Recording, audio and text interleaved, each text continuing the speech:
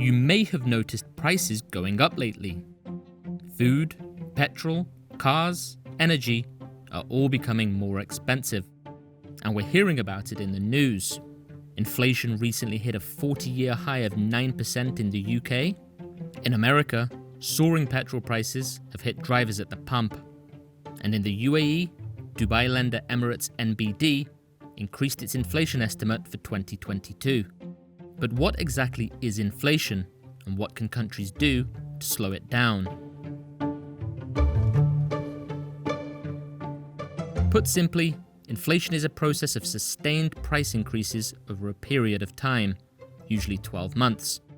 As prices rise, people's money buys fewer goods and services.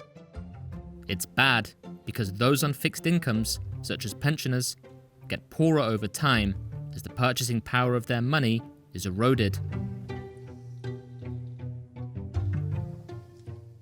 In general, you get inflation when too much money chases too few goods. Much of what we're experiencing today was caused by the coronavirus pandemic, as businesses around the world deal with both a jump in demand and a breakdown in supply. Higher prices have affected shipping, and those costs are passed on to consumers, many of whom piled up savings during the pandemic and benefited from government stimulus packages. People feel the squeeze in their everyday routines. In the US in March, petrol prices were up an average of 48% on the previous year. Airline tickets were up 24%, and men's suits nearly 15%. And if this wasn't enough, the war in Ukraine has led to a huge increase in the global price of wheat, affecting the Middle East and Africa in particular. One country that's been hit hardest is Egypt, which relies on both Russia and Ukraine for about 80% of its wheat imports.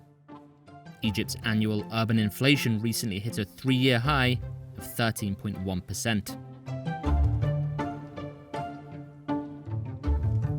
Inflation could endure as long as companies struggle to keep up with consumer demand, but some relief may come soon. Jammed up supply chains are beginning to show some signs of movement. The Federal Reserve, America's central bank, has raised interest rates, hoping to cool consumer spending, and a strong job market is boosting American workers' pay, especially among hotel and restaurant staff. But there are still concerns. New COVID variants cloud the outlook, and the war in Ukraine shows no sign of ending. This may disrupt supply chains further, or keep people at home and reduce demand.